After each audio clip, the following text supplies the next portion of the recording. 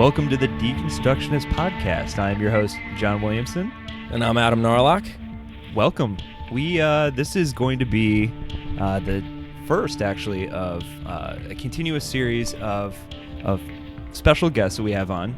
Very special guests. Some you may just be getting introduced to, but the idea behind it is that we bring in real people who can talk about their real-life deconstructions. And all of them will have a kind of a unique, different perspective from where they come from and where they ended up. They all came from different places, different starting points, and they all ended up in very, very different outcomes, I Which guess. really serves kind of the point of like what we're doing here. Like, this is not supposed to be tunnel vision. This is supposed to be anything but tunnel vision. And some of the critiques we've already gotten is like, you guys are really Christian, and I guess our thoughts on that is like, yeah, we are. And so like we're gonna naturally like kind of come from there. We can't really help that. It would be really disingenuous if we tried to act like we weren't coming from there. You have to but at the speak same from your time, like worldview. we're trying really hard to make sure we welcome lots and lots of different streams, different thoughts, in a very open, grace-filled, humble, just conversation where we've got some tea and some beers on the table here, and we're just talking. And so the guest we have today is a dear, dear friend of mine, and I'm just delighted for all you deconstructionist freaks out there to get to listen to this freak right here. This guy is definitely responsible for some of the grace and humility that I have in my life as far as just conversing with people from different perspectives. I'm really excited to have you here as a co-host, Jason. So this is Jason Dunlap. Hello. The Jason Dunlap. Yeah, I must say it's not the first time I've been introduced as a freak, so I mean that like really endearingly. I know. Obviously. And I think as this podcast goes on, our listeners will agree that is a compliment and a fact. Yes, thank you. I own that completely. The pleasure I'm going to get from this interview, though, is the fact that he also knows you equally as well. Yeah. And so there's already been some. Oh, dude, there's some humbling. There is some whiskey has been drank. Yes. Some campfires have burned down to the embers. Yes. And we have had some long and full conversations over the last. I think I've known you like 10 years now. It's been. I was thinking about that on the drive down here today. It's been 10 years. And which means you're like 25, right? Yeah, exactly. No, it's an interesting thing, the joke you make just about being 25, because when we met at that point in time, I was in a much different place than I am now. 10 years later. That's what I want you to talk about. Yeah, just get into it, man. Yeah, Go. Miles and miles away. Go, do your thing. Okay, well, I guess for my upbringing, I have a Midwestern upbringing. Was born and raised in Ohio. Over in the Toledo area, and I was raised in a very I use the word staunch loosely, but a very serious Catholic upbringing. Okay. I went to Catholic elementary school, had to go to church twice a week during school, had to do Sundays. We were there every single week. Yeah. I was an altar boy, had to do all of those You things. were an altar boy. I know, right? 10 years, I did not know that. Yeah, I was an altar boy. Did you ever have your hand slapped by a ruler or by a nun, though? That's the question. That's what I see on TV. That's what I assume. Yeah, I actually had the back of my thighs slapped. Whoa. Yeah. I guess hardcore. Borderline child abuse, isn't it? The biggest irony is that her name was Sister Joy. Oh. Right? Yeah, she was the principal of our school, and she was a very nice lady. And granted, I guess I had it coming to me. I'm not one that believes. You got a little Adrian Peterson by that nun. Yeah, man. Yeah, true. I'm not. Did it make you a better running back, though? That's the question. yes, obviously, because no, I think I guess that was, but that was also now in terms of thinking back on instances like that. I don't blame her for something like that, because that's what she was brought up in, and a lot of times within that particular faith, there was a lot of corporal punishment, and there was that fear mongering, and if you do this, then this will happen. If not, then this is going to happen. Yeah, and that became something that, as a child, being just sort of brought up in that way, and having that ingrained in you, that just becomes reality. That becomes second nature. You don't start to question any of those things at all. Not at all. So I went about my day-to-day normal life, and then when I was 12 years old, I can actually sort of pinpoint the moment in which I kind of started to actually open up that valve, so to speak, on questioning what sort of everything that had been put in front of me. Yeah. And the episode that happened is when I was 12, my father passed away. Oh, right. And he was sick for a long time, and those are, feelings that I've long since dealt with. Yeah. But when he was 12, he passed away, and all of a sudden there was just this massive void. I'm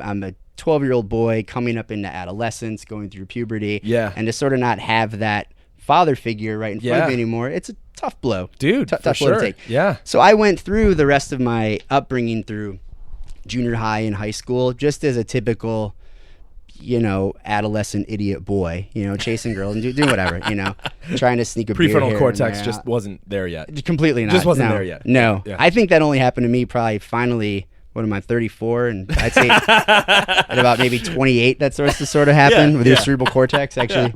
Yeah, it kind of Kicks it into warp drive. Kicks it into warp drive. It's like, whoa, you're an idiot. Slow down. Slow down. And so what happened, though, is all through, my upbringing through high school, I started to formulate in my own head lots of different questions. Just a lot of those why questions. Totally, man. I was drove you. I was taught that an omnipresent, omniscient, omnibenevolent God was my creator. Well, a God that's all loving wouldn't kill someone's dad, right? Like those right, kinds dude. of questions. Yeah. You know? How do you can't come How on. do you do that? And That's legit. if God's omniscient and knows everything, then this is my 12-year-old or my 15-year-old self talking. Sure. If God is omniscient and knows everything, then he knew that my dad was going to die and he knew that I would be sad. God's kind of a jerk. Yeah. Yeah. Like, what a jerk. What a jerk. Yeah. And the problem, though, is that I would ask these questions. Who can't relate to that? Yeah. Oh, yeah. Absolutely. Yeah. Absolutely. And I would go through and I would ask these questions to my teachers and to other clergy that were around. And I was really taught, like, we don't ask those kinds of questions. Yeah, like, how Right. dare you? It's all in God's plan. Yeah. Right. You're like, don't you know this Which by now, is the Jason? world's You worst 12-year-old answer. boy? That is an awful answer. It's a terrible it's a not answer. answer. It's a A shame. non-answer. It's actually an answer wrapped in shame. It is. Yeah. Yeah, it's shame. Well, it's maybe more like shaming wrapped in an answer. Yeah. Yeah. It's like, And that's how a part dare of it too. You do start to feel shamed for asking those questions. Right. It's like, oh my gosh, maybe I shouldn't. Maybe I should just blindly walk through this and have that sort of blind faith mentality about myself. So I just kept quiet about it. Right. I still went to church every weekend with my mom. I still did all of that thing because I knew, she got great joy from that. Sure. And then I went to college and I became a philosophy major. Uh-oh. I know. And I will never Dun, forget. dun, dun. I will never forget the day when I'm 19 years old. I'm sitting in a philosophy 101 course, and the instructor walks in, and before he even says anything to anyone, he just goes to the front board and just writes "God is dead," which we all know is a Nietzschean quote. Right. I didn't have any context for that. He wrote that on the board, and I just sat there and just said, "No shit." Wait a minute. You Got can my come- attention. You can come in here and say that? You can say that? Yeah. It's okay to say college. it. Yeah. Exactly. And I was like, you're in college. And so then after that point, I just fell into the deep end. And the thing that, Also, something I think a lot of people can relate to. yeah, You get to college, and out no on matter your what, own. even if you didn't have a tragedy when you were, that age, right. you hear answers, you accept them because, maybe, if your parents were like most, they probably don't want you to argue with them or question. And so you repress all that. You get a little shamed. Yep. That shame actually compounds because shame is so attached to our identities. That's why it's different from guilt. Guilt's like, I screwed up. Shame is like, I'm a bad person. Absolutely. You know what I mean? You start judging yourself. Right. Yeah. And then you get to this open university where people are talking and asking questions. And I think everybody's had an experience like yours. Yeah. And the interesting thing to me, what drew me so much to that way of thought was not only were people asking questions, but holy moly, people have answers. Yeah. They might be right or wrong. That doesn't matter. They're answers. Yeah. They're answering these questions. They're sitting there and they're taking the time to use our rational brains, which I think is also our biggest detriment for other reasons that I'll get to probably later. Yeah. But we're able to use our rational brains and formulate answers. Yeah. And as I said, right or wrong, otherwise it doesn't matter. I just gravitated to the fact that, oh my gosh, answers are actually out there. People have been having this dialogue for 3,000 years? Okay. Yeah. I don't want to speak for you, but I'm just trying to put myself in your shoes at that point. Would that start to almost alleviate some of that shame at that point then? Like if you've felt bad for so long about having questions and then you're like, wait, there's not only other people questioning, but they're answering and they're talking and they're Oh, absolutely. this is okay? Absolutely. But the thing where that sort of path then led me though is it definitely led me towards that path of just, stage one being anger. You know, I would get these answers, and I would say, okay, yeah, no, that's a really great idea. These people are answering questions that I've been asking myself for the past, X amount of years. I'm now seeing the answers, and oh wow, these answers actually fire me up. Yeah. And now I feel the need, because I haven't been able to speak for so long. I'm going to get on my high horse, and I'm going to call you an idiot, and I'm going to be really judgy, and I'm going to start saying all these what you hated. Completely, 100%. And I think that's good stuff, man. I think that's so typical too of so many people when they go off to school, right? They go to college and they take a couple philosophy courses. Oh yeah. And they're like, I know it all. Yeah. And then you start yelling at all the other people for being stupid. Oh my gosh, yeah. And I did that. That was me. It's like you're trying to always pat yourself on the back for being the only person that thinks. You know? Yeah. It's like I'm the only one that thinks. It's like no, don't stop there. You should keep learning. You should keep going and stop yelling at people. Yeah, you have to keep stuff, going. Man. Yeah. But I think that once we're sort of giving that answers, and I think let me backtrack a second. To the point that you just made, how saying you feel like everyone goes through this, right? I think that it is necessary and it's fundamental for everyone to go through that process, because I feel like true deconstruction cannot start to happen unless you go down a path of suffering in some sort of way. Ooh, Who says that? Who says that? Pete Rollins, little Roar. Lots of thinkers, Roar, Pete Rollins. It goes across the board. But I mean, let's even take it all the way back to the Buddhist concept of dukkha. A very rough, very wrong translation of the word is suffering. But actually, on the way down here, my friend Dave and I were having this conversation, and we started talking about this basic concept, and I was like, it's important to not think of suffering as just constant pain and I am having pain done onto me. A brilliant metaphor for it is just a wheel out of kilter, where the cart still pushes and it goes along, but every once in a while you hit that bump. And then you're thinking about, when's the next bump gonna happen, and then when's it gonna happen again. And as we constantly, if we don't start to recognize that suffering exists, the Buddha said it, Jesus said it. Absolutely. Every great prophet and mystic, one thing they all agree on is, hey, guess what, guys? Yeah, suffering is everywhere. Yeah, we all suffer, and it's inescapable for the most part. In the concept that we're talking about, like, you're not gonna ever stop experiencing pain, discomfort, heartache, betrayal. No. Like, if you're alive, you are going to experience dissonance. Absolutely. It's going to happen. Absolutely. Yeah. It's just the way things are. It's the way things are. And when people get too wrapped up in that side of it, right, of just this never-ending pain. Okay, so the way I'm going to get around the pain is I'm going to continuously construct. I'm going to keep building and building and building. Then you start almost insulating. Absolutely. Well, because then you start throwing your biases into it. You throw your labels into it. Once you start to go down that road, ego. Completely. Your ego takes over. And at that point, then you've built walls around you. And then that's when you are in that position of, I'm right, you're wrong, you're an idiot. I have all the knowledge that I need to keep going. I'm just fine. Leave me alone. I'm going to live my life and try not to suffer. Not to pass judgment, but you're doing it all wrong. Yeah. Well, and you're still doing it. I think when we get to interview Pete Rollins on Monday, so I'm trying to brush up on some of our Pete Rollins. But one of the things that this philosopher Pete Rollins says is, by being so defensive, all you're saying is, I'm not sure that I do believe this. Right. I'm not sure that I am okay. I'm probably not okay. And so I need lots and lots and lots of defenses.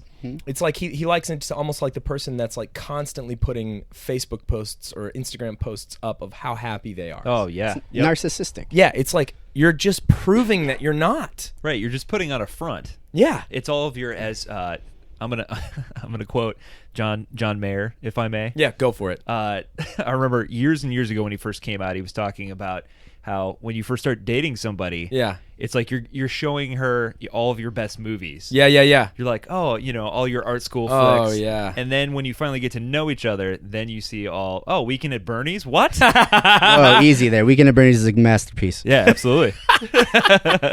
Easy. Maybe not the sequel, though. That's awesome. Weekend at Bernie's 2, I'll give you. Yeah. And one of the things that, I've learned a lot from some of these guys on both sides of the equation, but like a lot of these debates that happen out there from, the Christian apologetic standpoint, standpoint, or the strong rationalistic atheist standpoint, that they are just fired up, red-faced. We were talking about fist pumping. Oh yeah. It's like, aren't you just demonstrating your insecurity at this point? Aren't you just demonstrating? It's a little immature. It's like, it looks like you're trying to convince yourself. Yeah, right, it absolutely is. right. Well, I think that, any time that you hold on to any sort of particular view, no matter what it is, what you're trying to do is you're trying to freeze reality at this point, right? And you're trying to encapsulate the world just in almost like a photograph. This is good here, now. Yeah, right now. Yeah. Well, eventually, the logical conclusion of what's going to happen is that one day, Adam's going to come to me and say, hey, look at the photo I took and I encapsulated. Yours is different than mine. And they're eventually going to butt up against each other. Now, which photo should we like? Exactly. Which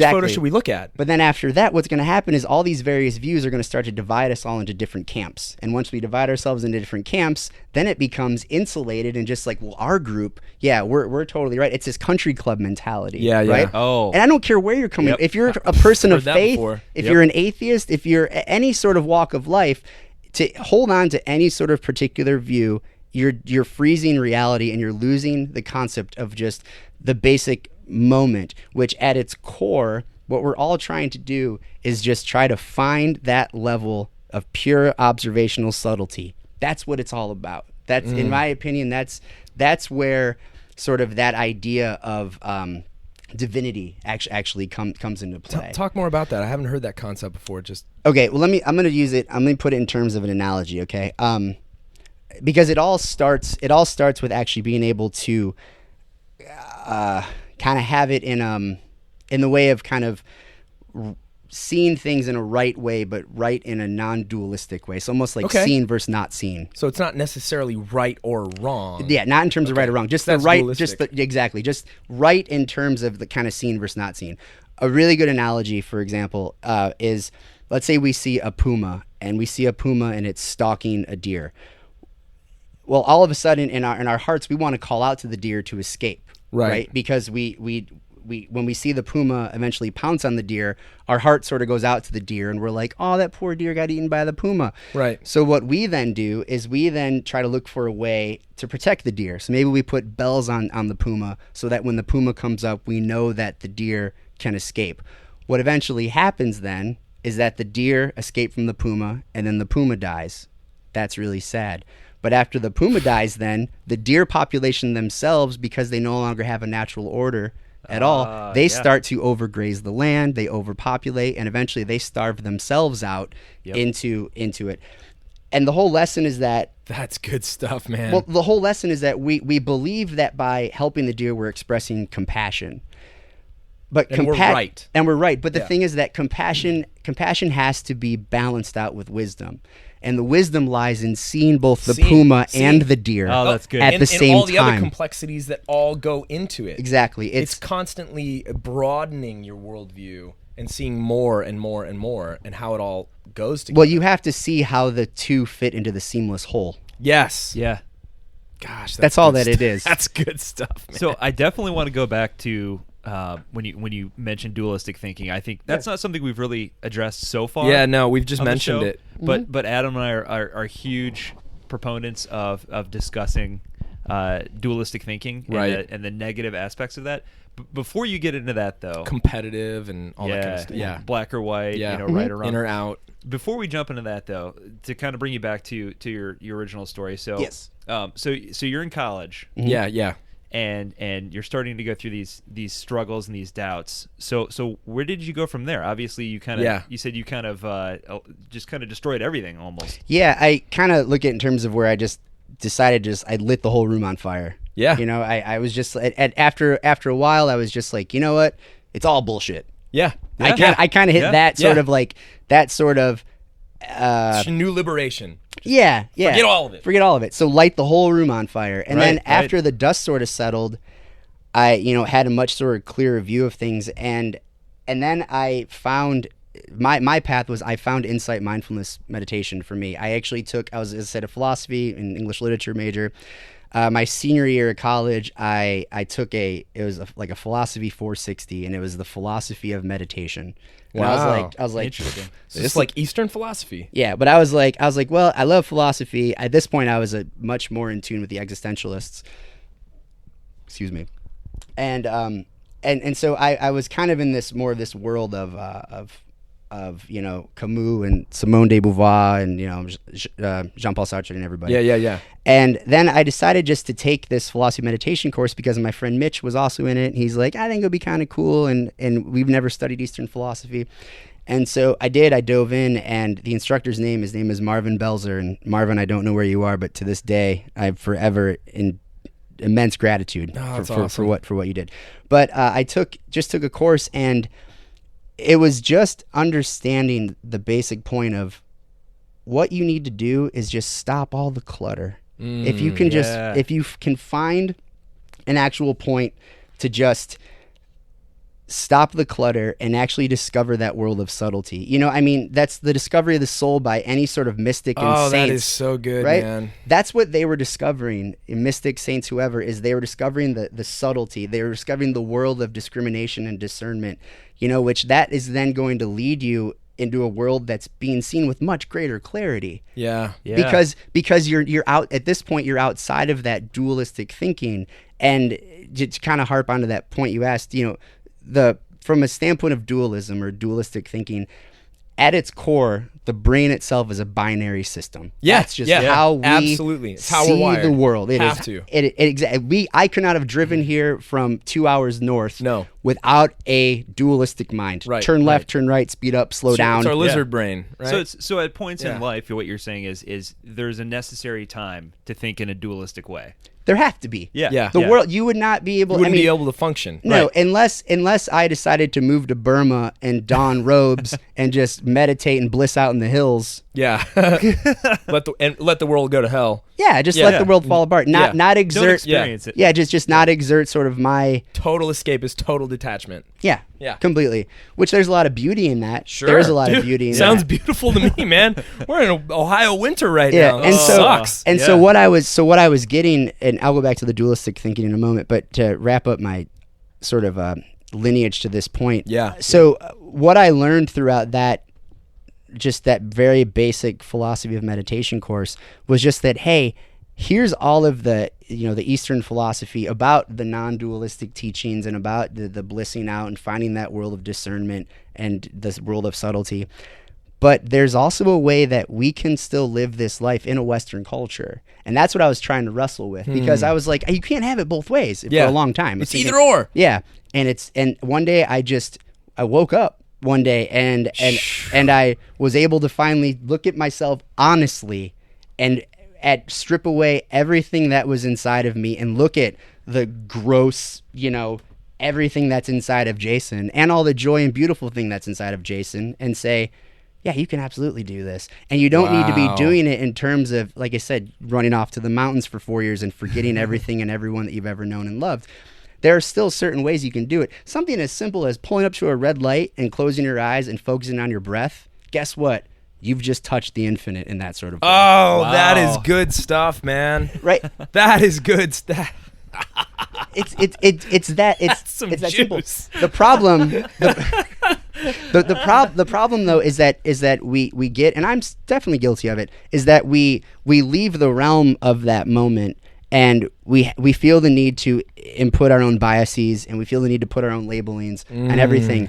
And once you start to label things and enforce your biases on it, all meaning is lost. That's why, like, I actually made a joke to. That's cool, man. I made a joke to my friend on the way down here. You just totally constricted it at that point.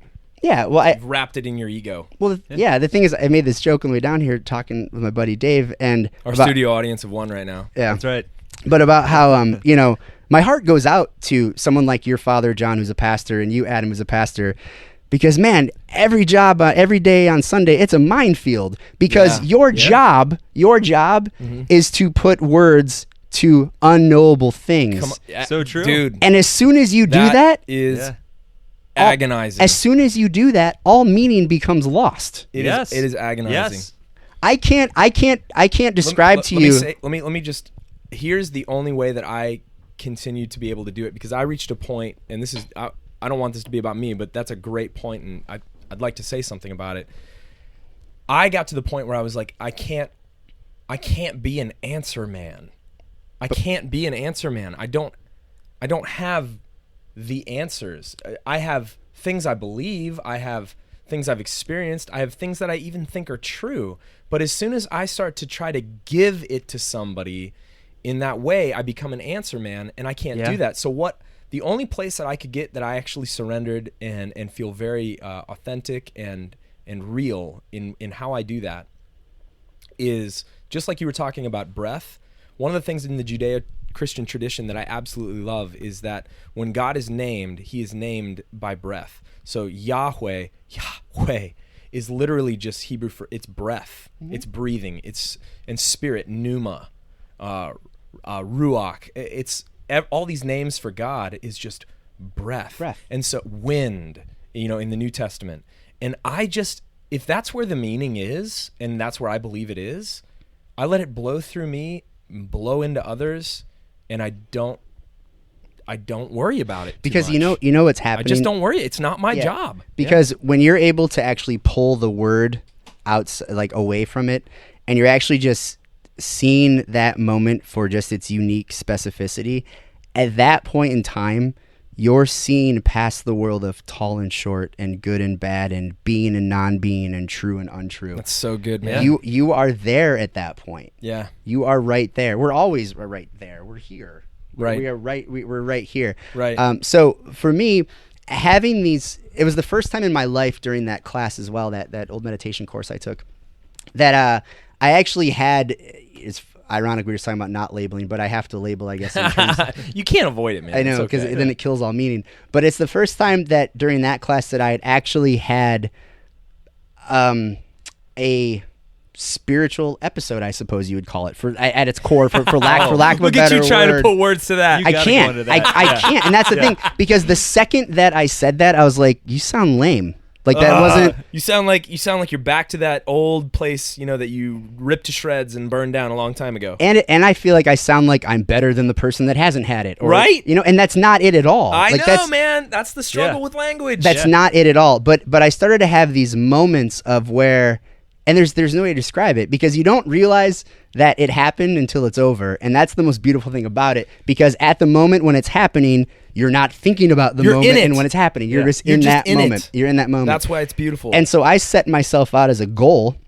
I have no shame in saying it. I was like, man, I want to feel like this all the time. Yeah. But what I'm doing then, do you see what I'm doing then? Chasing it. I'm chasing it. I'm putting judgments on myself.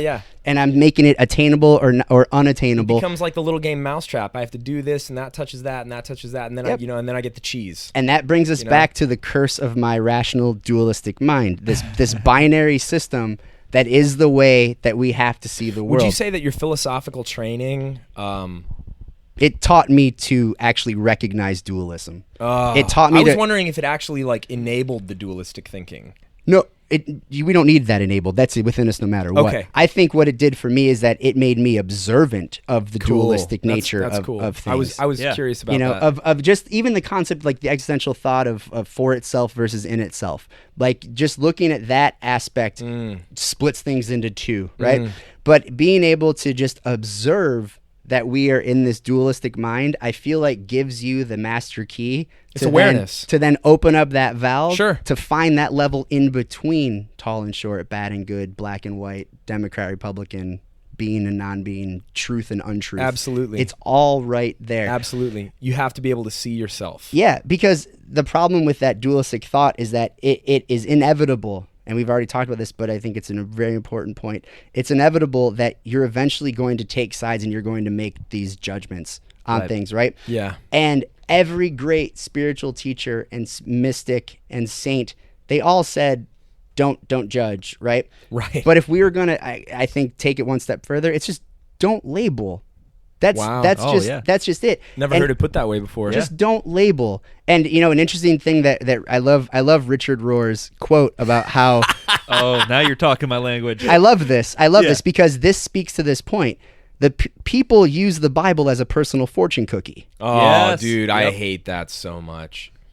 That phrase or that people do it. The fortune cookie thing, man, it just drives me bonkers. But it's true, right? It's so true. He's right. He's completely right. Completely right. We use the Bible to affirm our own biases and our and our own labeling. Absolutely. And the brain and the ego, they love to label. They do it naturally. in a really like infantile way, but we do it. It's all that we can. It's all. I shouldn't say it's all we can do, but it's what we naturally do. Is we have to we label these things. Yeah, you're with us or you're against us. Yeah. You know, it's just these it's the basis of all biases is the fact that we sit and inevitably label everything all the time, completely, and we're totally unconscious of it most of the time. And then to take it one step further, the problem then that I think starts to happen is that we take. I'm gonna take a step back. Am I all over the place? No. You all right? We good? Yeah, you're going. Yeah. All right. Keep going. Go, man. Now I'm being judgy on myself. No, I think that, you know, I as I said before, my other path in when I was an undergrad and also, you know, throughout like post-grad studies was also literature. I really feel that the only way for us to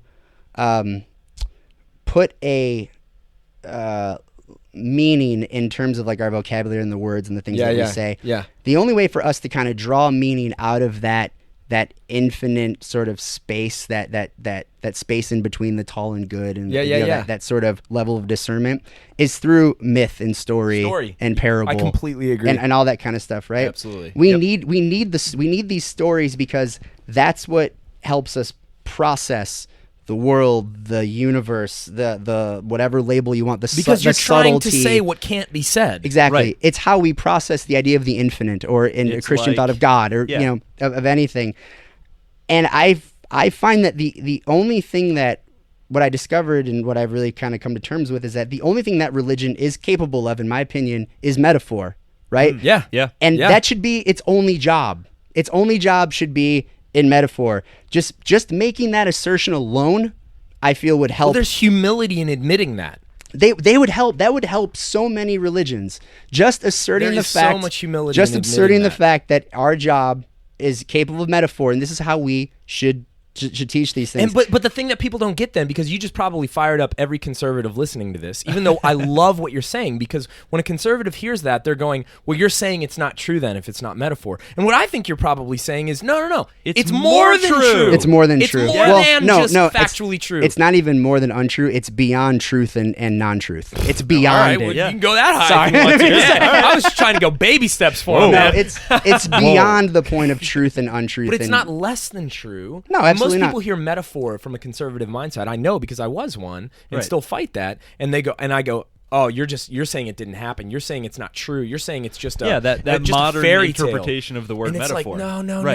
Right. It's more than. It's not less than that. It's more than that. You can't. Deeper One of the truth. things that I had to finally get through my thick dualistic skull is that propositional truth claims don't communicate full truth. Literal truth. They can't. Literal truth is the lowest form of meaning. Form of truth. It's the lowest form of meaning. And that was such a skull-opening, wonderful encounter for me that I was like, man, I can. Wow, think I can about just it in terms, breathe for a second after hearing something like that. Think about it in terms of this. Once we're past the point, we get past the point of, you know, something I feel like our rational minds can't comprehend is the idea of death. But once we meet that end and we are past the point of analysis and we're past the point of rationalization, does something like the virgin birth being literal mean anything at that point? Because you're beyond it now. You're beyond it. You're beyond it now. You're in the reality itself. Yes. And that is a reality that is obtainable right now in like this anybody very moment. that isn't even comfortable, like, you know, people are listening to this and they're like, I'm not sure if I'm comfortable with that. Okay, well then I would just invite them to at least say, just imagine for a second that you're past all that. Mm-hmm. Imagine just for a second that you're beyond textbooks of systematic theology or philosophy of what's true and what's not true. Absolutely. Let's say someday you're beyond that. You're going to look back and wish you hadn't spent as much time arguing about it. No. Right. Absolutely not. You wish you didn't spend that. Yeah. Or you know, it's Eckhart Tolle's amazing quote about, you know, the rational mind is only capable of two things. And that is worrying about and planning for the future or endlessly processing the past. Totally. Right. And it's totally true. It's completely true. It's totally true. And when we get into that line of thinking, oppositional thinking especially, all that's doing is giving a false sense of superiority to your ego. I completely agree. I'm measuring myself against you. Completely. I'm measuring my rightness about how much I think I can humiliate you or make you feel stupid. And so I sit and welcome the we keep using the fundamentalists as an example. I welcome them to come. I love those conversations. Absolutely. I'm past You've the point. always been. You were patient even with me. In the early days that we met. Yeah. And it was just wonderful. It's because I this is gonna maybe give across that false sense of ego superiority, but I've been able to move past the point of arguing because I see because I've sort of felt and I'm labeling it again, but I've touched what else is there. You've had that transcendence, and the whole idea. I mean, that's why we call it transcendence, right? What's it transcending? It's it's transrational. It's transrationalism. You can't rationalize. Yes, it's beyond. And that's beyond around us all the time. Like we are sitting in that right now. Yeah. So you're in college, Eastern mysticism. The dualism is getting challenged. You're opening up. You had an experience. And then, how much later did I meet you? A few years later after that? Because I went and I moved out west for a while. You were in Portland. Seattle, that's right. Yeah, and then then I came back to Columbus. Not back to, I moved to Columbus. You moved to Columbus. And then that's when we had met in 2005. 2005, we met. And where were you sort of, belief-wise, or how did you look at things back then? And then take us because I got to experience kind of that part of the journey, so I'm a little bit more familiar with that. But I think that's good stuff for the listeners. Yeah, as far as continuing the deconstruction, reconstruction. Yeah, so I at that point in time when I moved out west, I was still and I still do. I was practicing just mindfulness meditation every day. Anywhere from 5 minutes to 50 minutes, and I was going on retreats, and I was doing the weekend of you don't talk for a few days, and you're kind of really kind of pushed in upon yourself, and it's kind of up to you to kind of touch those different levels of reality and those different levels of the infinite and the unknown. Sounds great. Yeah. And no, it is. I don't want to say good, bad, or otherwise, but it is what it is. Just what it is. Yeah. And so when I moved back to Columbus, or moved to Columbus, I should say, I kind of still kept that spiritual practice alive and kind of going every day, because at that point I felt that I was starting to ask myself, like, why am I taking on a spiritual practice? I started to doubt myself. I started to question myself, like, why? Okay, so why am I doing this? And I think the goal is just to become more aware of when and how we act out of our own intent. And I wanted to wrap my own brain around that. To understand yourself. I wanted to understand myself more. Yeah. Why do I act and feel the same ways, and why do we always have to act out of our intent? And I felt that mindful spiritual practice was bringing pure awareness to it. And then I had kids, and gorgeous kids. Thanks. Gorgeous kids. They're rad. And they're old now, but they're rad. But they, upon having my son as an infant, and then for someone who had kind of left and had that whole kind of, Catholic upbringing, and seeing, God, or being told I would see God, I should say, and all that kind of stuff, and then going into my own sort of atheist hole of I hate everybody, and then sort of opening myself up. You're in the absurd, right? Yeah, the absurd. We used to talk about the absurd all the time. Oh, I'll still talk about. Oh yeah, absolutely. I love that stuff. It's a beautiful way of seeing the world. But you're in that existential, more atheistic. I'm still in that existential. Yeah. Well, right. I'm trying to put some terms that maybe listeners would be familiar with, as far as like thinkers. Kind of where were you, like, as far as like your thoughts? Yeah. Like, Okay. Yeah. So, I started to, after having my son and seeing him, that sort of, I hit that sort of next level of experience and reality that the rational mind can't understand. Right? Yeah. Yep. And, there are those things. There's, love and death and the idea of the infinite and life, and actually really seeing life happen. And that whole moment of just like, oh shit, you're mine. Yes. That whole moment. You just got every parent listening to this right now. Oh, We still don't get it. No, Nope. you never will. Nope. You absolutely never will. I don't want to because No. because you experience everything for what it is. But anyway, seeing like that, a moment like that, that's what made me start to get into that mindset of, I got back in my own head a little bit more of questioning. And then good. that sort of led me down the road of more like analytical philosophy. And I was like, and then I got too wrapped back up in my own head again. And then I started reading a lot of postmodern philosophy, getting back much more into my head again. Yeah. That was actually around the time when I first discovered Derrida and deconstruction and difference and all of that kind of stuff. Yeah, absolutely. And so He's a big name around here. yeah. He's a big name. Derrida. Just a little. Well, Deridian. just because we stole his word Yeah. They got Yeah. yelled at for it. and and then kind of changed it and didn't really do what he was doing with it, but No. kind of. Yeah, a little. We get yelled at sometimes. Yeah. Really? Well, a little bit. Adam has people fun get with it, mad. though. That's okay. Yeah. But I guess but then what I started to really do is that I after then kind of going through that journey for a couple of years, then I met you, and a lot of now that if I look back and kind of analyze kind of those conversations. Yeah. One of the things that I appreciated so much about our old dialogues is that to me, it was just like brilliant sparring. You're like a brilliant, so fun, you're just man. like a brilliant sparring partner. Oh, you're too kind. And well, you also Keep going. I'll keep waxing. Yeah. So fun though, man. Well, and because what I was so bummed when you moved. I know, me too. But we're still able to keep up these conversations. Yeah, absolutely. But the interesting thing is that I also used to play with you a lot though too, and you knew that. Pick on me, yeah. Absolutely, I I would. loved it. Because I knew It's like a glutton for punishment, man. Yeah, but at the time, I felt like I started to fall back into that trap though of you're doing this just to make Adam prove his point. And that's not an okay. That's And like, I don't need to prove my point. exactly. I don't need to prove my point. It doesn't matter. No. But But by the way, I never got that impression. well, that's good. Yeah. Well, we'd hide it in a bottle of scotch. Definitely. Yeah. So Yes. There are a lot of things hidden down there. Most of them not good. A lot of darkness down there. Yeah. But then I Love started. it. But then it just turned into this thing of where in the most friendly way possible. And I know I'm not disrespecting you, but it Not just at all.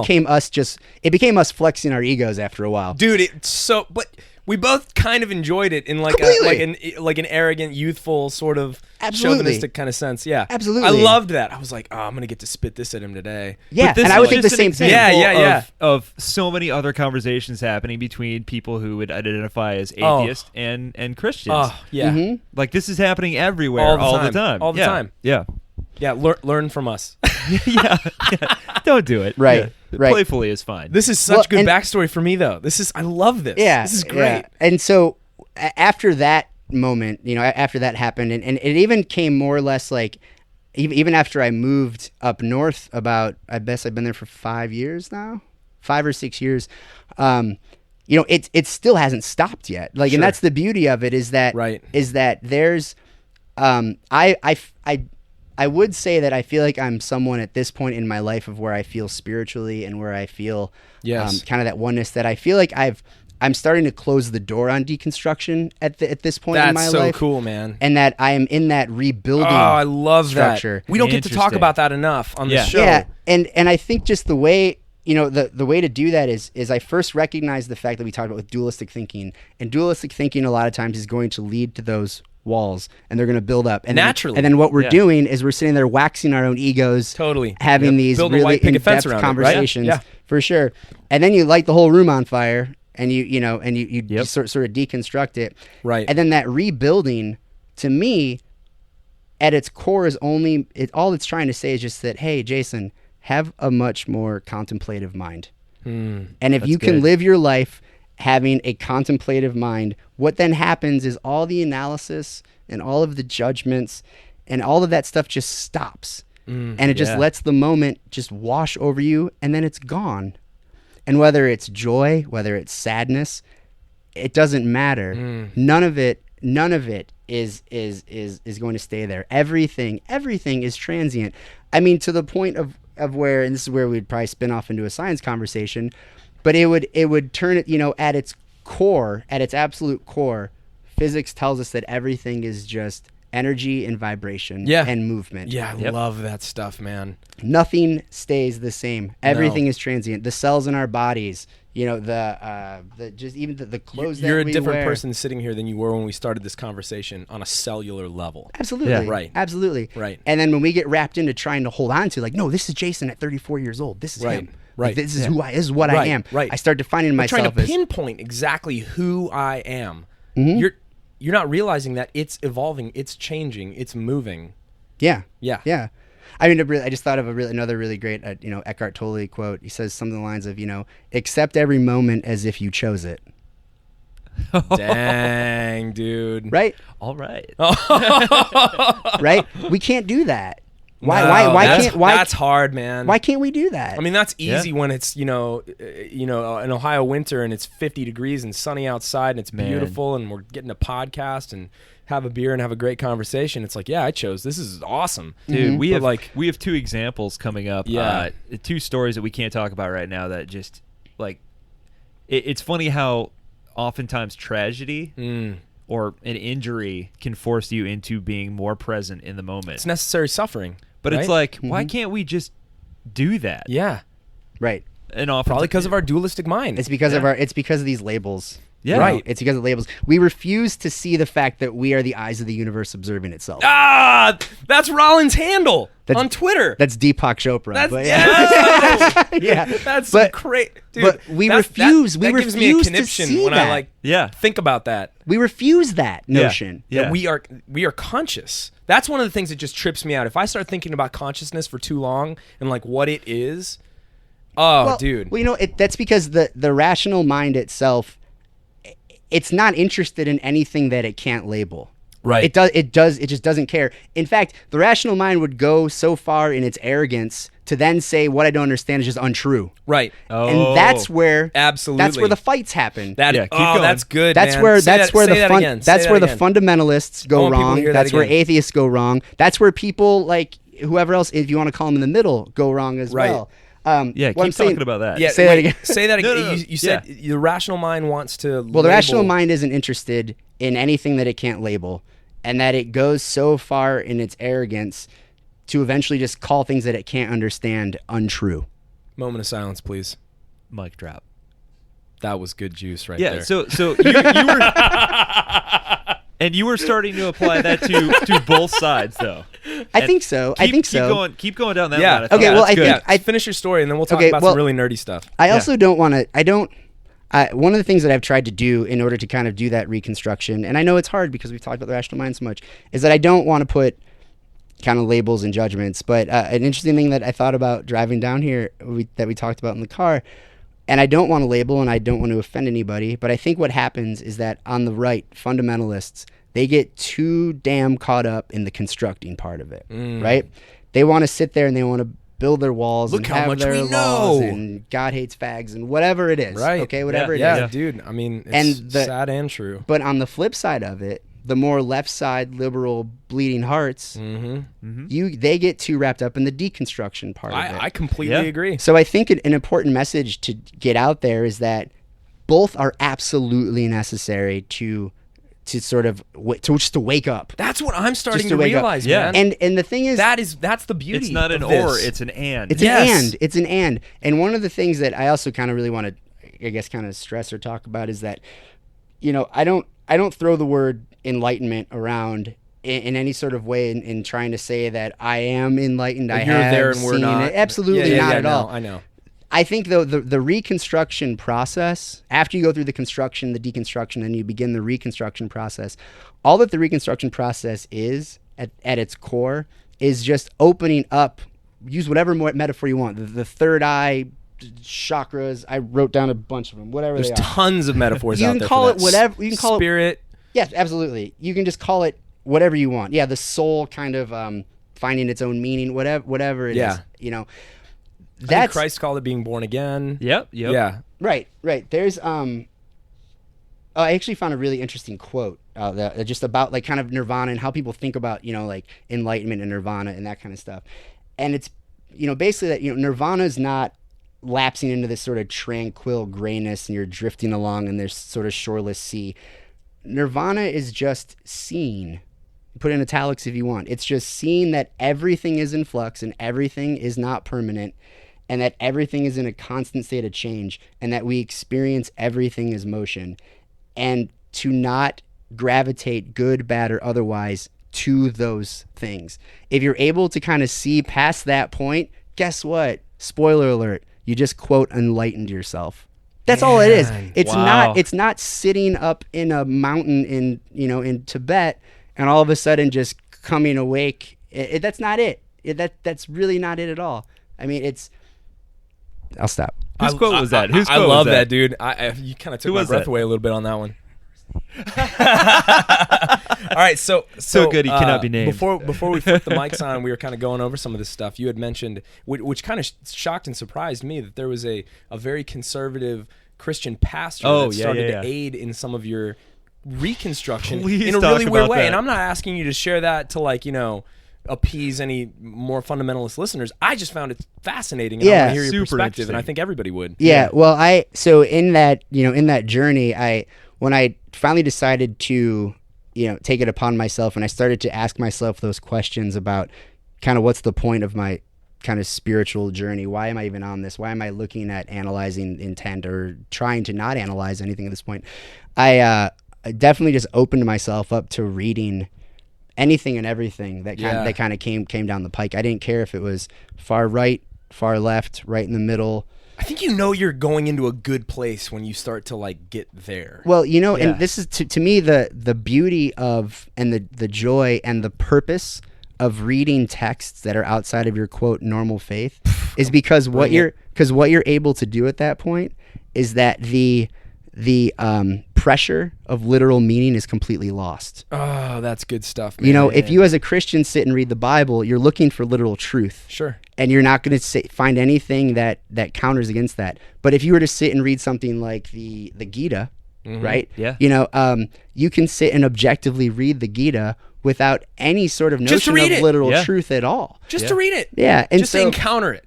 And so that was me. I wish more people did read the Bible like that. Who was it? There was somebody. Take a Lit 101 course. I mean, come on, man. But there was somebody recently we were reading who said that it's better for those outside of that religion to read the other religion's sacred texts because they don't bring in the baggage and the preconceived notions. I know. I can't remember who that was either.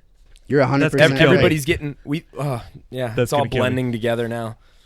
So you're starting to read more stuff, open yourself up. Yep. And then I read Tim Keller. Which do you remember which was? Was it Reason for God? It was Reason for God. Freaking book is amazing. It really was. And I read it. Humble, graceful. Yeah. And I was able to read it without any sort of judgments. And I also was at a point in my life where I was able. Now, if I'd read that book 10 years before I read it, sure, I would have read that book looking for arguments. Just like I used to do when I read atheist literature 10 years ago. Yeah, I'm reading C.S. Lewis and Francis Schaeffer and Ravi Zacharias and William Lane Craig, and I'll read Nietzsche just so I can pick him apart. So I can encounter him and listen to him. Mm-hmm. Yeah. And I sat and I read Reason for God, and then I got to the part, and I wasn't even a self-identified atheist by any point at that, by any means at that point.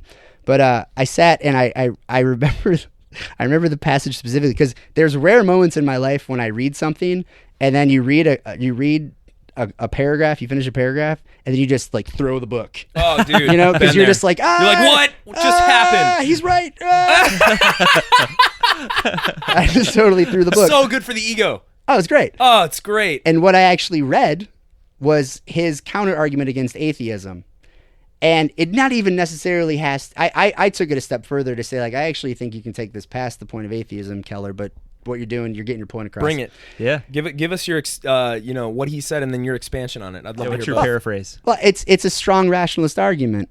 A lot of people sit and they take these belief systems and they say, I'm not going to believe anything. And I'll even break this down in pure layman's terms. I love this. Strong rationalists will sit and say, I'm not going to believe anything that I can't prove is true. Right. An atheist uses that same logic to say that they won't believe in God, but you cannot identify any sort of proof that proves your belief in the disbelief of God. Yeah, it's circular. It's a complete circular argument. Yeah, it's totally And at circular. that point, can I say masturbation? Yeah, go for it. You can say that. That's fine. That was the best moment we've ever had. That's awesome. Yeah, go on. at this point, that's just pure masturbation. Yeah. At that point, it's a self-defeating argument. Yeah, it is. And when I read that, I remember thinking like, well, I guess I'll never be an atheist again, because but at the same time, I said, I guess I'm also not going to jump into the other end and we can also get to, I guess, the why because Jason's not a Christian. Sure. It's too certain. Expand on that. Well, the atheistic argument is like, I'm 100% sure. Right. Yeah, and it's like, you're too sure. Your sureness is cutting against your argument. You can no more prove that God does not exist than I can prove to you that God does exist. Right. Exactly. Right. It's silly. Yeah. Right. Yeah. And interestingly enough, argument. Completely. In like 12 years of, maybe not quite that long. Well, at that point, I've been studying philosophy for about 12 years. But in 12 years of reading philosophy, I had never come across that before. You never heard that. Interestingly enough, no. And I read a lot of Plantinga, you'd come across Plantinga. He was Notre Dame, right? Yeah. And he had an argument that, if I can paraphrase it correctly, he had the evolutionary argument against rationalism, that if we evolved this ability to reason and ration and all these kinds of things, then to reason and use that evolutionary argument to then disprove anything, you're using what you're trying to disprove. You're almost sawing off the limb you're sitting on. Mm-hmm. It doesn't really work. Right. And I didn't explain that very well, but that's kind of the way I process it. Yeah, no, so if anybody wants to read Tim Keller's Reason for God, obviously read Alvin Plantinga's evolutionary argument against strong rational. The PDF is free online. Mm-hmm. We'll put it in the show notes. Yeah. That's what I have to say about that. Yeah, that's awesome, dude. I haven't read him in a long time, so if you ask me more questions, I would embarrass myself. No, I just did embarrass myself, and we're just gonna leave it on there. We're human, man. Sometimes we don't get it perfect. Absolutely, most of the time we don't. That's what we're all about here. Yeah. Oh man. Absolutely. This has been great. I can keep going. Dude, go. What else you got? We got to get into some science too. Yeah. I promise. So what are some of the things after this newly sort of? I'll frame it up for you. So you've got, and for the sake of brevity, you've got a newly sort of expanded perspective. You're looking at more things in more ways, and your ego is now not so dualistic that you're just naturally in bias, just cutting things out, and you're opening yourself up to more stuff. Where does it go from there? What are some of the things that people may have not heard of, or what are some things you can drop on us that you're like, dude, check this out? Well, I think that there are certain ways, even sort of past the point of, even like, I guess, past the point of meditation. There's so many other ways for us to kind of find that level of discernment that we talked about earlier, that sort of level of subtlety, and kind of seeing everything while seeing nothing at the same time, right? So to speak. And I think you can find it in terms of meditation. I think at its core, prayer itself is that. I think what's happened that's a negative is that prayer has become this grocery list of wants and desires. We couldn't agree more. And I feel like if you find we're going to do an episode on that. We've got a stud coming on. I think it's a very important concept because it's hard because that dualistic rational mind intercedes and it takes over and it ruins the moment. And so if it, turning just a prayer into just a simple just acceptance, or even if you want to even go as far, surrender. If you want to go as far to mantra. I mean, I found for me personally, the easiest thing for me was breath work, was focusing on the breath. And you want to know, man. And I'll even give a super simple, the most simple way to begin to shut off the clutter that's going on inside of your brain is just sit comfortably. You don't have to lay down. You have to sit in a lotus position. None of that's even necessary. Just sit comfortably so you can breathe normally, and close your eyes, and you inhale through your nose. And when you inhale through your nose, all you say is, I breathe in, I'm aware I'm breathing in. And as you exhale, you just say, I breathe out, I'm aware I'm breathing out. And repeat that over and over and over again. And any other thought that comes into your mind, you let it there, you accept it, you welcome it, because it's going to go away. Even if it's this, oh shoot, I got to pay the bills at 5. Oh shoot, I got to pick the kids up from practice. Oh shoot, my boss really wants this email by tomorrow morning.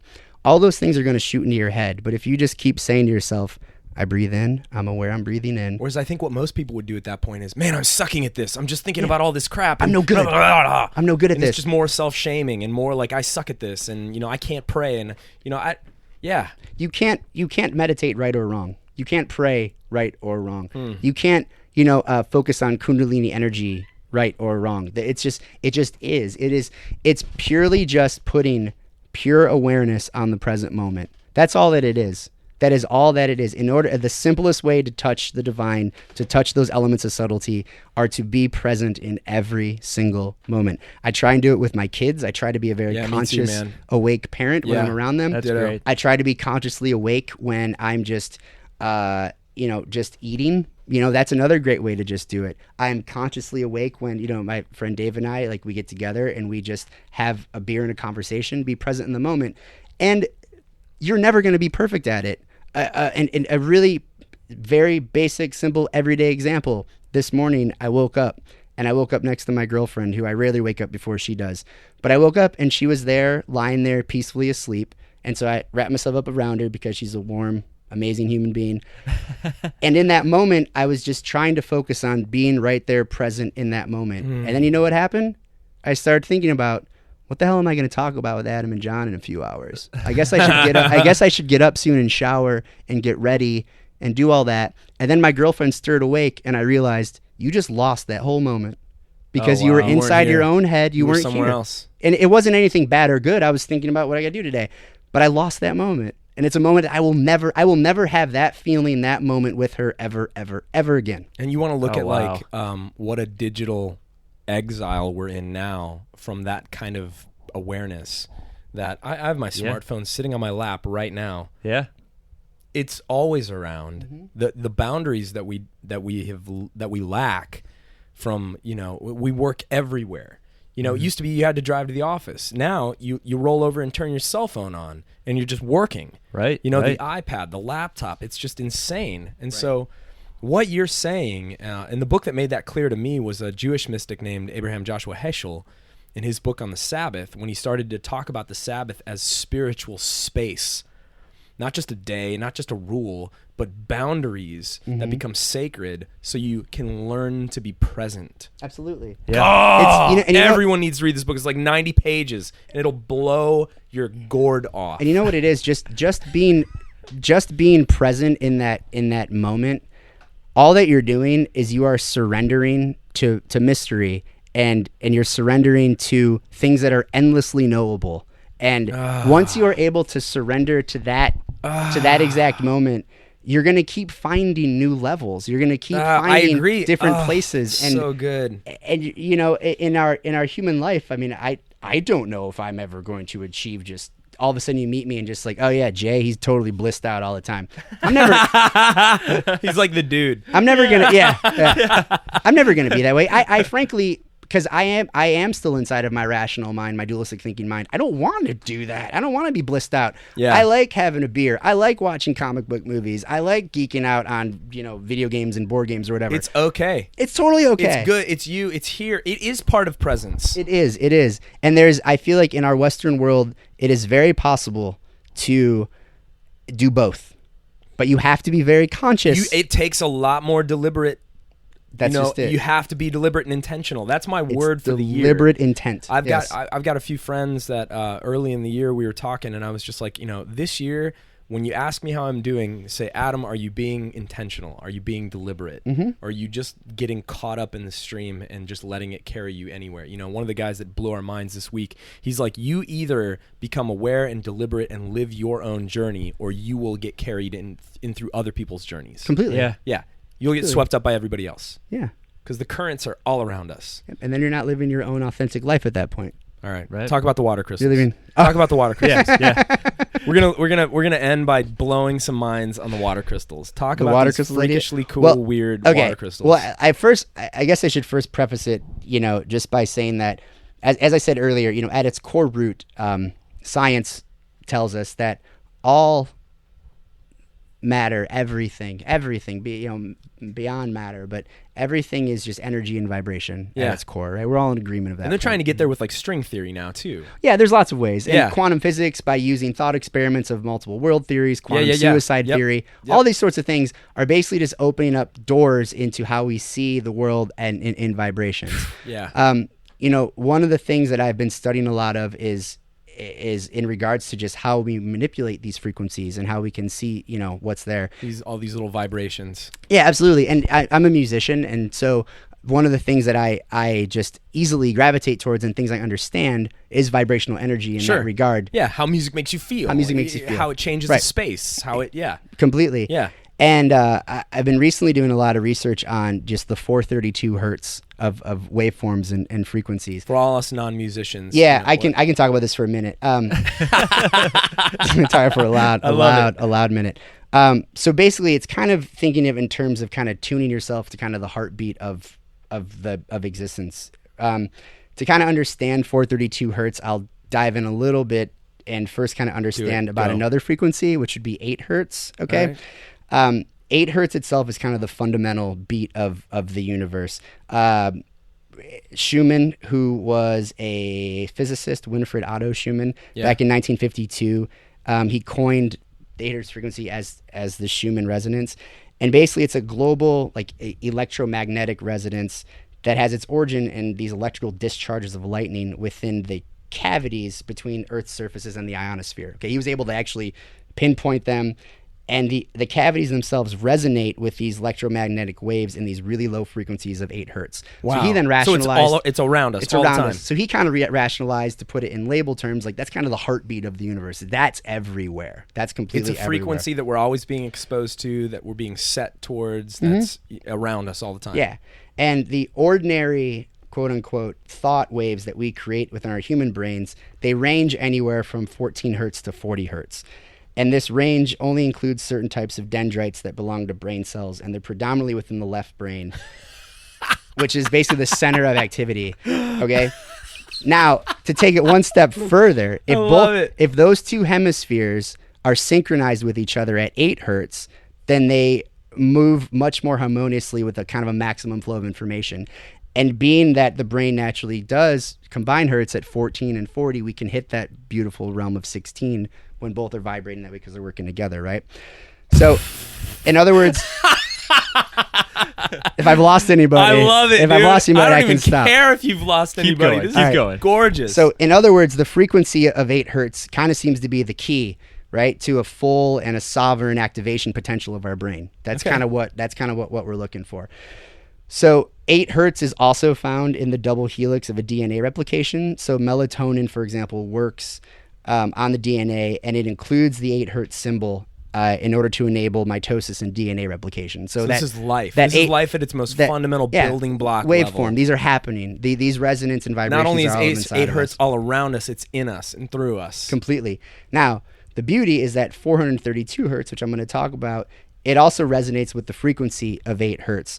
So I'm going to get like kind of music theory, but I'm going to try and keep it. All right, I'm going to keep it I can. So on a musical scale, okay, where the note A, it has a frequency of 440 hertz. Okay. Normally, right? I didn't know that. The note C is about 261 hertz. But on the other hand, if we take 8 hertz as our starting point and we work upwards by 5 octaves, so which are the 7 notes in the scale 5 times. Right. Okay. We reach a frequency of 256 hertz, in whose scale the note A has a frequency of 432 hertz. That's just like just theory math. That's us using the numbers to get to where. So you start at 8 hertz, go 7 octaves up, and hit A, and you're at 432. 432, as opposed to the normal standard tuning of 440, where we then try and back down as we don't get to. Now, according to harmonic principle, by which any produced sound automatically resonates all the other multiples of that frequency. Right. So you hit one note on the piano and you put your ear down, you can hear the other ones other resonating. Frequencies that are resonating. Yeah. Exactly. I remember doing that as a kid. Exactly right. So when we play C at 256 hertz, the C of all the other octaves also begins to vibrate in sympathy with it. So naturally, the frequency of 8 hertz is also sounding. Oh man, that is so cool. Wow. So this is why, together with a lot of other mathematical reasons, the musical pitch tuned to 432 oscillations per second is known as scientific tuning. All right. Now, the tuning was unanimously approved in the Congress of Italian Musicians back in 1881, and it was recommended by physicists Joseph Salver and Felix Savart, as well as Italian scientists by the name of Bartholomew Landi, I think was his name. But in contrast, though, and this is where it sort of, I don't want to dive into the realm of like conspiracy theory at all, but it's thought that standard tuning, 440 hertz standard tuning, actually rose out of Nazi Germany, and that they, and that in the times when sort of Hitler was coming to power, he was having people, musicians and composers, compose propaganda-based music to the tune of 440 hertz, because what they discovered is that it formed a lot more aggression and it formed a lot more angst and anxiety grab a gun within people, and they're much more willing to just listen for something else told what to be do, rather than having this scientific frequency of 432, which is a much more harmonious, almost puts you at ease. Absolutely. Completely kind of puts you at ease. And so what we've sort of found, I say we because my band has experimented a little bit with it as well, and I've done it on my own, just as my own musician in my own bedroom, is tuning things to 432 hertz. And all that's doing is it puts you at a very interesting place internally where it resonates completely different inside your body. You don't only hear the music differently, you feel things a lot differently as well. And and you've experienced this completely, 100%. Oh man, that's cool. 100%. And what I found that it's doing is all that does. Now that's all fine and dandy, and I talked really nerdy for a long time, but at its core, all it's basically saying is just that, hey, there is a natural frequency that exists in this universe, in this beyond the universe, worlds upon worlds. And when we do things to actively not seek it out, we are not doing ourselves any favors whatsoever. Right. So there's other artists that have come out and tried to capture this kind of bass frequency that's beyond the scope of music and beyond what we listen to. And one of the guys that I really like is a photographer named Masaru Emoto. He's a Japanese photographer. And what he does is he died a couple years ago, I think, didn't he? Yeah. Like 2014, because I was like, oh, we need to get this guy on the show. Yeah. And I was like, oh, that's going to be hard. Yeah. Just take some water samples. Maybe he'll talk to you through seriously, frequencies. Yeah, based on his research, right? We'll light some candles, get a Ouija board. Summon him from the spirit dimension. Yeah, summon him from the spirit dimension. This is one of the things, and this is a quick this little... This guy's cool, yeah. Talk about this is like a quick diversion. One of the things that I love about kind of diving into this sort of stuff is that it's hilarious to me. Like at its core, all of it is because, there's nothing funnier than truth at all. There isn't. That's why comedy is always it's amazing. So like truth. I can sit and talk about, and I'm sure people rolled their eyes listening, like, what is this guy talking about with hertz and frequencies? I have no idea. And that's fine. Laugh, because it's hilarious. It is hilarious. What we do is we blind ourselves to things that are out there, and then we shut it down. But so I appreciate the fact that we laugh about the fact that he can talk to us from the spirit world. Yeah.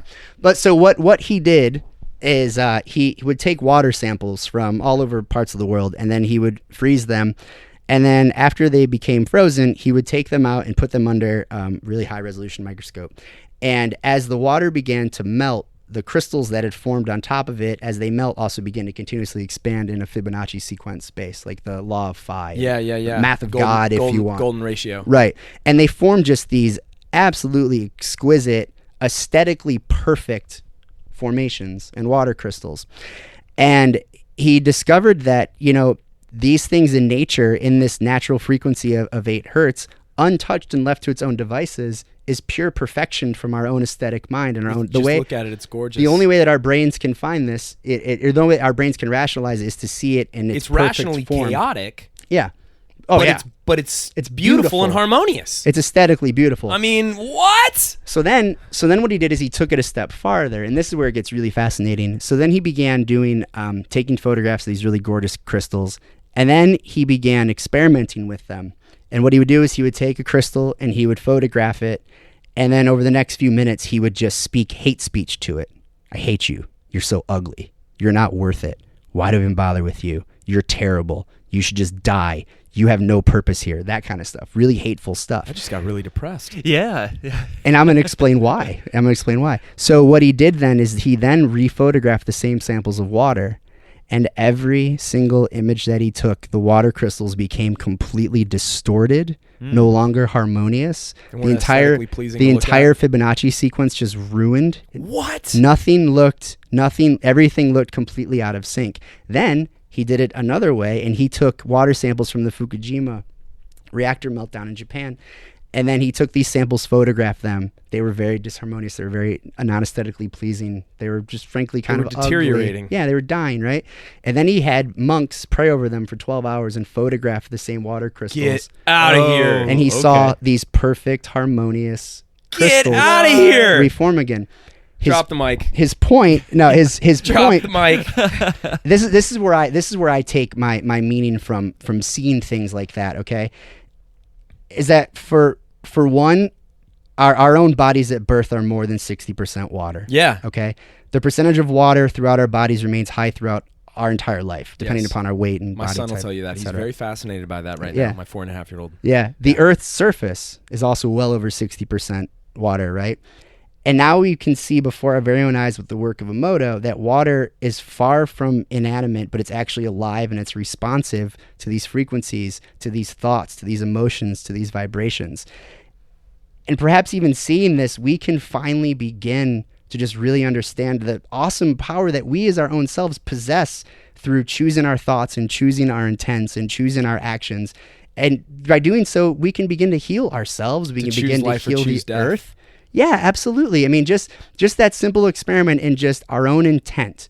Imagine you had made, I don't even think you were even joking. When I said those words of how you said, you were like, I feel kind of depressed. I wasn't joking. I was like, I all of a sudden feel a little glum. And I stare, and interestingly enough, I didn't stare you looking in the eye. I looked right at the floor when I said it. Yeah, you did. If you had looked me in the eye, I probably would have started to weep. Yeah, but it's just his, yeah, you know what I mean? Like the meaning. Please do that. Yeah, you should do that. Please start crying.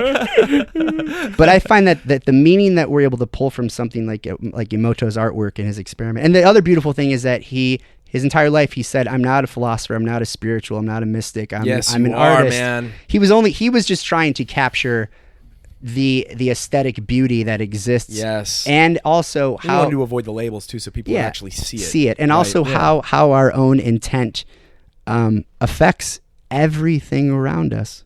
Yeah. Oh. Gosh, that's good, man. Yeah. So I think we've got to have Jason back. What do you think? Yeah, I think we've got a lot more to talk about. We had talked about all the science we were going to get into, and we didn't know we were going to do a Jason Dunlap series. Yeah. I didn't even touch on the science. I think, and also But wait, one thing, because when you were talking about this guy, I felt very spiritual when I was reading through Brian Greene's Fabric of the Cosmos or Elegant Universe. When you start to get beyond Newtonian physics and you start to get beyond and you start to see that there is interconnectedness, there is both resolution and irresolution, there is more. You know what you're seeing at that point? There's transcendence. Well, you're also finally seeing you're past truth and non-truth. You're past being and non-being. That's what I'm saying, man. You're beyond that. You're beyond it. The only word I can use, and even though it's a metaphor pointing to a mystery, is spiritual. It, to me, it's a metaphor pointing to a mystery. But that is spiritual to me. That's how I would start. That is beautiful. Yeah. And that is mystery. Like I said before, mystery is what is endlessly knowable. Ah, man, that's good. And I think that's the only appropriate way to end this. Yeah, right? dude, we gotta wrap this up. But we apologize for all of the brain matter over all of the cars and gyms and cubicles and brought to you by our first sponsor, Tylenol. Yeah. Right on. No, thank you guys for having me.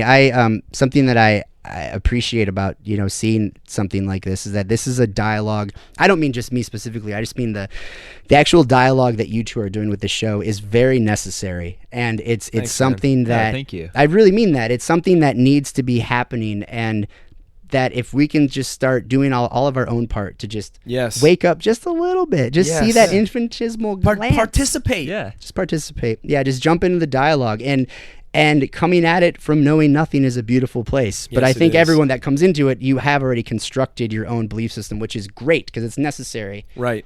But then you got to light the whole damn thing on fire. Yeah. Yeah. Absolutely.